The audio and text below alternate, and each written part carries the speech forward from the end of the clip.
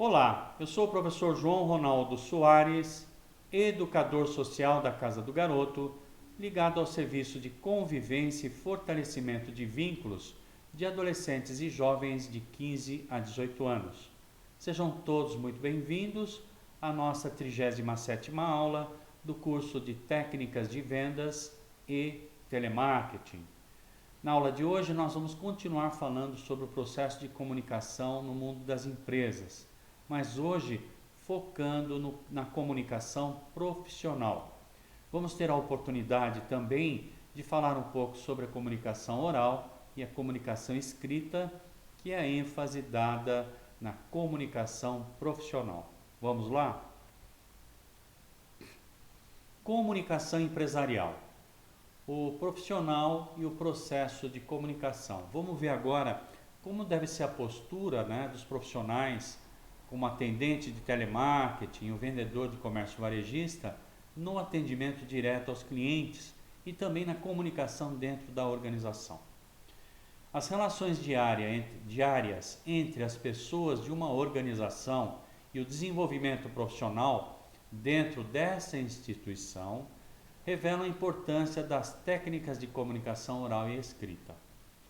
Um simples bate-papo, passando por reuniões formais, apresentações, palestras, até a redação de memorandos, e-mails e comunicados em geral, fazem parte do dia a dia das organizações.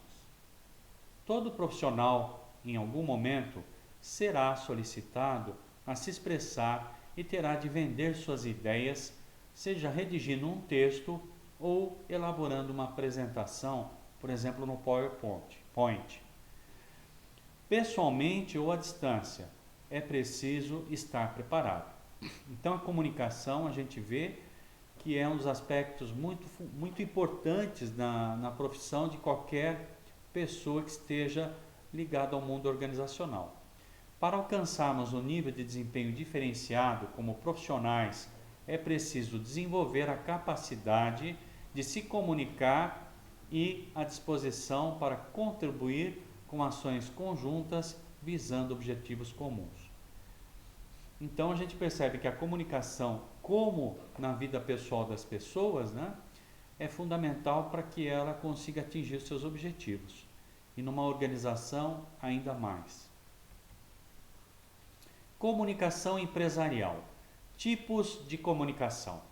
A partir deste tópico, você verá como melhorar sua comunicação interna na organização na qual atua ou na gestão de seu negócio. Para isso, a ênfase será na comunicação escrita, como eu havia mencionado, visto que os conceitos de comunicação oral foram abordados no curso Postura e Imagem Profissional e serão apenas relembrados. Comunicação oral e comunicação escrita. A comunicação oral. Para iniciar o assunto, vale destacar que, entre outros objetivos, o profissional recorre à comunicação para convencer alguém de algo. São as técnicas de oratória.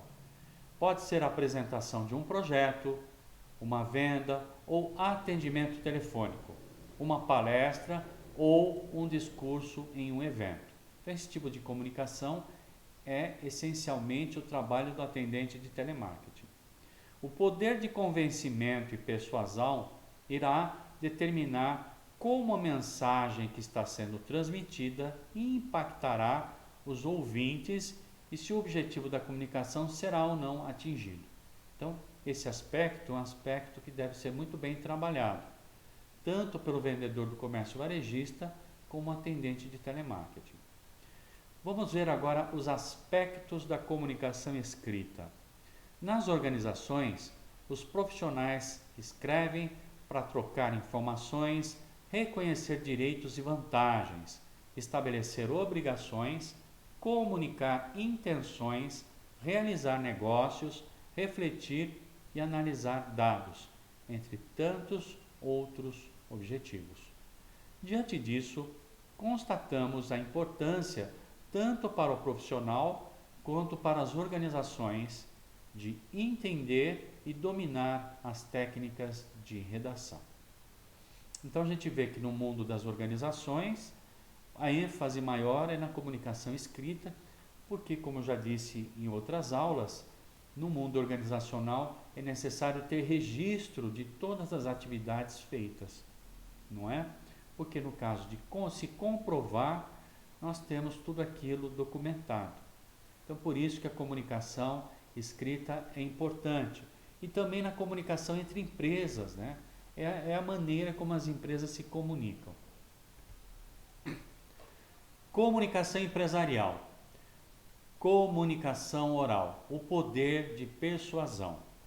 A seguir vamos assistir um trecho do filme Coração Valente, né? Vou projetar aqui para vocês. Ele vai ter uma duração de 2 minutos e meio, no qual o personagem William Wallace, interpretado por Mel Gibson, usa o seu potencial de persuasão para convencer os homens a continuar na luta pela independência da Escócia. Esse foi um filme que fez grande sucesso na época. Vamos aproveitar para relembrar os critérios que permitiram a Sir William atingir o seu objetivo: preparo para a apresentação, confiança e autoestima, comunicação verbal e não verbal, e a importância do corpo e da voz no processo de comunicação. Então, Mel Gibson, ao interpretar Sir William Wallace, ele, naturalmente, como um excelente ator que é, ele vai demonstrar todo esse poder na sua capacidade de persuadir uma grande massa de pessoas. E aqui nós temos uma estátua dele, né? Estátua de Sir William Wallace, na fachada do castelo de Edimburgo, na Escócia. Então vamos ver se a gente passa o filme aqui, não é? E a tua saudação? Por teres te apresentado neste campo de guerra, eu te agradeço. Este é o nosso exército. Para te reunires a ele, prestarás homenagem. Presta homenagem à Escócia. E se este é o teu exército, por que estão indo embora? Nós não viemos aqui para lutar por ele. Para casa! Os ingleses são muitos!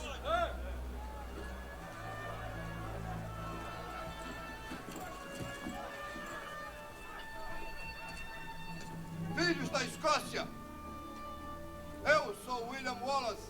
William Wallace tem 2 metros de altura. Sim, ouvi falar. Mata homens a centenas. E se estivesse aqui, mataria ingleses com bolas de fogo nos seus olhos e raios no seu traseiro. Eu sou William Wallace. E estou vendo um exército de meus conterrâneos que está desafiando a tirania. Viemos lutar como homens livres. E vós sois homens livres. O que iriam fazer sem liberdade? Lutareis? Eu não quero morrer. É isso? Não. Fugiremos. Para sobreviver. Sim. Lutem e talvez morram. Fujam e viverão. Ao menos por um tempo. Morram em suas camas daqui a alguns anos.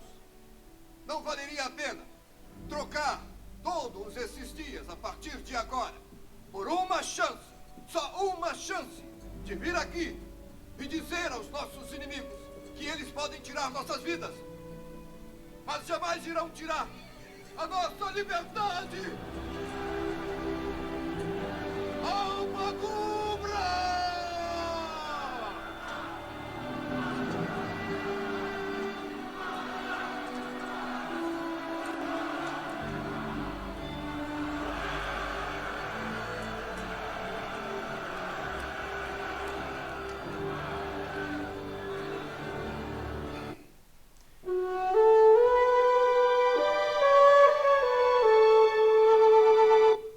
Muito bem.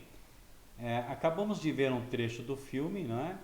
Coração Valente, onde o personagem central é o Sir William Wallace, como nós vimos aí, muito bem interpretado por Mel Gibson.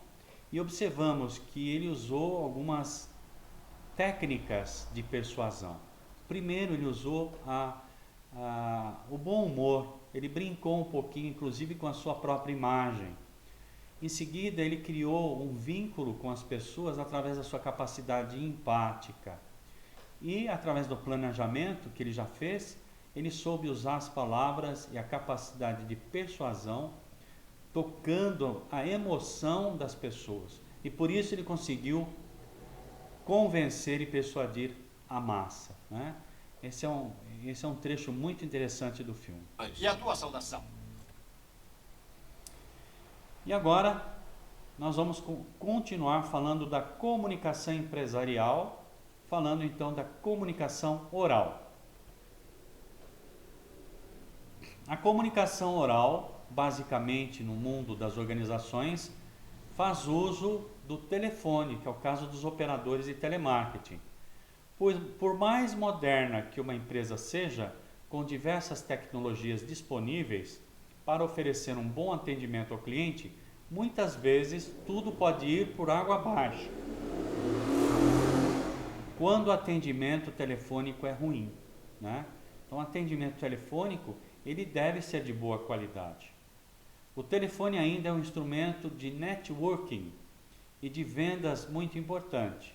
Portanto, é necessária que você leve em conta alguns fatores como cortesia, educação, bom humor, como nós vimos no filme, atenção, etc. Quando atender a um cliente, fique atento também ao modo como atende as ligações internas, né? Pois isso pode comprometer a comunicação e a agilidade no atendimento dos negócios da empresa, além de passar uma imagem negativa aos colegas de trabalho. Então, para fazer um correto atendimento telefônico, é necessário também treino, como tudo em nossas vidas, né? Primeiramente, nós devemos dizer o nome da empresa, né? Aqui é a empresa X, né? Muito boa tarde, eu sou atendente Ronaldo, por exemplo. Em que posso ajudá-lo? Então, é um atendimento formal, um atendimento profissional, não é? E a partir daí o cliente então vai realmente dizer qual é a sua necessidade, devemos prestar muita atenção e planejadamente, como já vimos em algumas outras aulas, usar a argumentação e as perguntas corretas. Comunicação oral agora voltado para a comunicação pessoal. O mais importante para uma boa comunicação interna é a comunicação pessoal, seja em reuniões ou ao transmitir comunicados. É o que mais dá certo, pois envolve tom de voz, expressão corporal, entre outros fatores que mobilizam os sentidos, fazendo-nos ficar mais atentos ao que está sendo dito. Então é mais ou menos isso, né? Quando a comunicação é pessoal, a nossa capacidade de convencer a plateia ou o interlocutor é muito maior do que se eu tentar por telefone ou usando um mensageiro como o WhatsApp, por exemplo. Então o que a gente apreende daqui, né?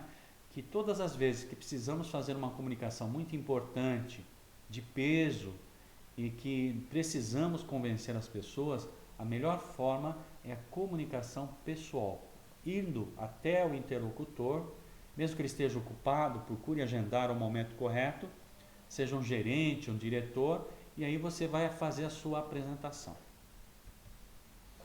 Agora vamos partir para a comunicação empresarial voltada para a comunicação escrita.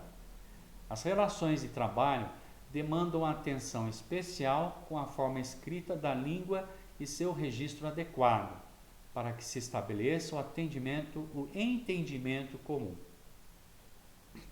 Redigimos diariamente relatórios, comunicados, cartas ou e-mails, que caracterizam formas de se expressar.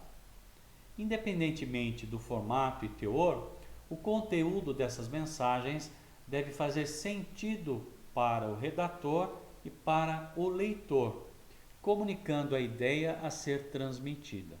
Quanto mais objetivo e coerente for o texto, maiores são as chances de que o destinatário receba e interprete a informação conforme as expectativas de quem redigiu. O que nós queremos dizer com isso, né? Que se a gente escrever de uma maneira correta, sendo objetivo, ou seja, indo direto ao ponto, sem ser prolixo, né? Que é um dos 7 pecados da comunicação, sendo objetivo, né? E usando as palavras corretas, né? E de forma coerente, nós vamos conseguir atingir nossos objetivos. Conforme você verá, independentemente do tipo de documento que está sendo escrito ou redigido, existem dicas que facilitam a redação do conteúdo e a compreensão por parte dos leitores. E é isso que nós vamos ver agora. Então, para tudo existe planejamento, organização, né? Que são as diretrizes máximas da administração. Comunicação empresarial, vamos falar então da comunicação escrita. No momento de redigir, alguns princípios tornam o conteúdo mais compreensível. Vamos ver quais são esses princípios? Planejar o conteúdo de acordo com o público e o assunto. Quem é o público? É um público jovem? Então eu vou ser mais, né, desenvolto. É um público mais velho? É um público só de senhoras? Só jovens? Então, para cada público, eu tenho que planejar esse conteúdo. Organizar as ideias e tópicos sobre o assunto antes de iniciar a redação. É a mesma coisa como se eu fosse fazer um discurso, né? Eu tenho as ideias, eu vou elencar essas ideias para poder fazer o encadeamento da minha redação. Situar o leitor sobre o assunto abordado. Qual que é o assunto? Sobre o que eu vou falar? Mesma coisa no discurso, né? Hoje eu vim aqui falar sobre tecnologia da educação. Não, hoje eu vim aqui falar sobre pandemia e o que a ciência já descobriu sobre como se prevenir. Então, dependendo do assunto. Então, na redação eu também tenho que preparar o leitor. Ser claro e apresentar informações. Recorrer a bons argumentos, como fez William Wallace. Articular bem as partes e os parágrafos do texto. As coisas devem estar, né, concatenadas. Não é como o Jornal Nacional, que de vez em quando eles falam de uma notícia e passa, né, um artigo que não tem nada a ver com o que eles falaram, né? Isso é um crime.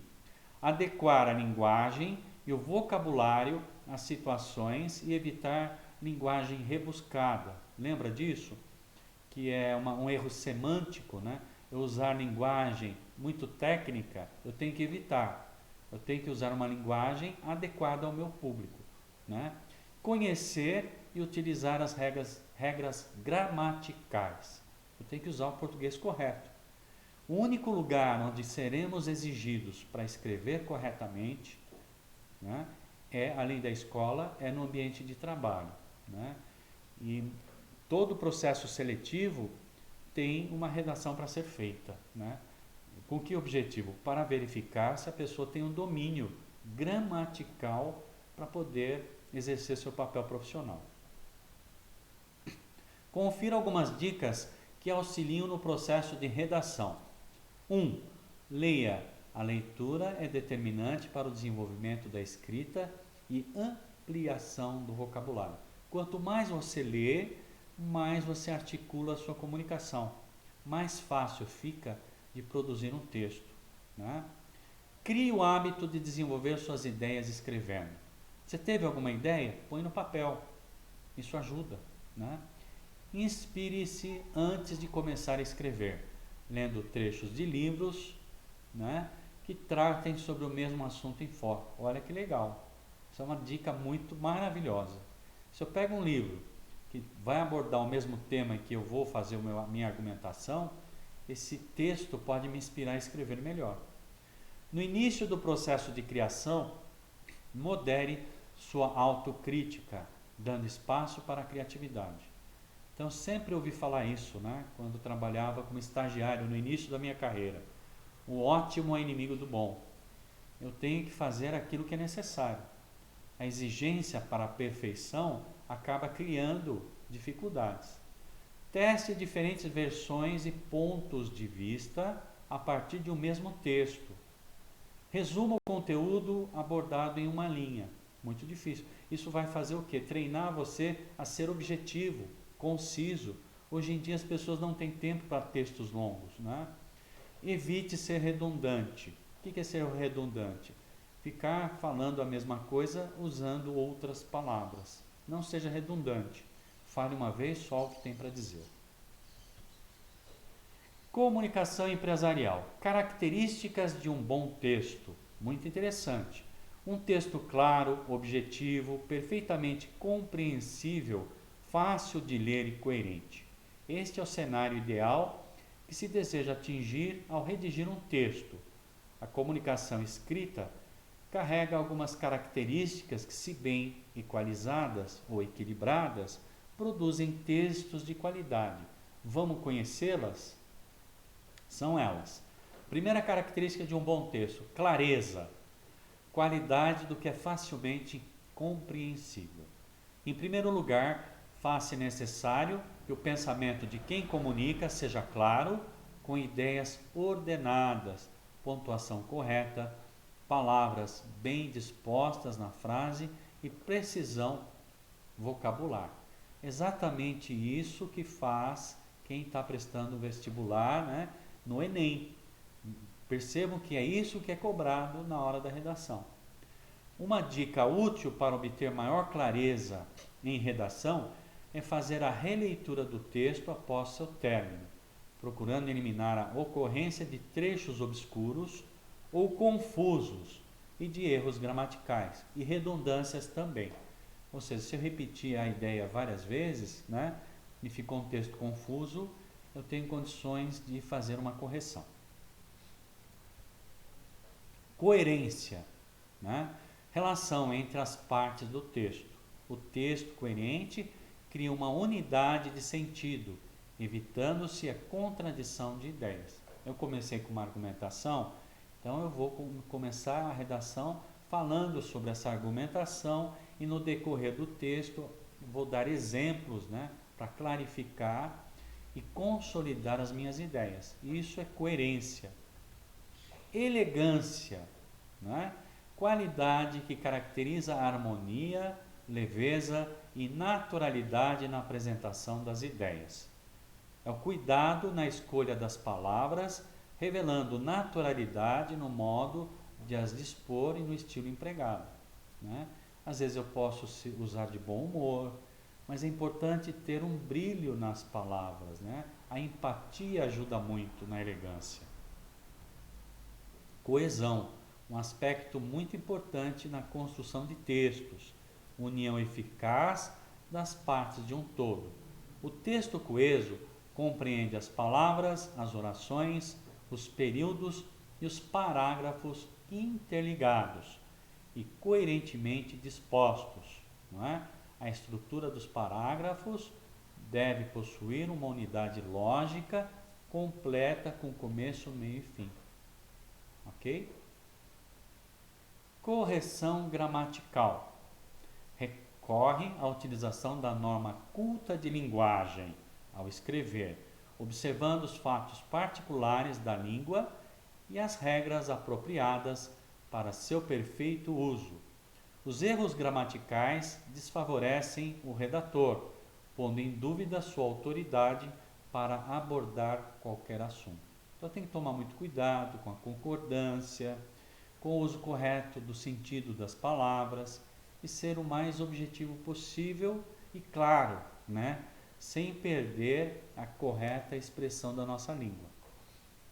E por último, né, característica importante na construção de um bom texto é concisão. Vamos ver o que é a concisão? Expressar com o mínimo de palavras o máximo de informações, sem que a síntese torne incompreensível a ideia central. Então, a concisão tem a ver com objetividade, escrevendo o mínimo possível e trazendo o maior número de informação. Como é que eu consigo fazer isso? Lendo bastante. Quanto mais eu leio, mais eu consigo fazer isso com naturalidade. Esta é uma qualidade fundamental em nossos tempos, uma vez que a vida moderna nos obriga a adotar uma redação mais objetiva e concisa, sem rodeios. Vamos falar agora da coerência. Como vimos em um texto coerente, as palavras e frases devem estar bem relacionadas e o sentido de uma deve depender do sentido das outras, com as quais se relacionam. É essa a propriedade que se distingue, né, um texto de uma simples colocação de frases uma após as outras. A coerência é resultado de uma estrutura lógica, um pensamento que tem começo, meio e fim.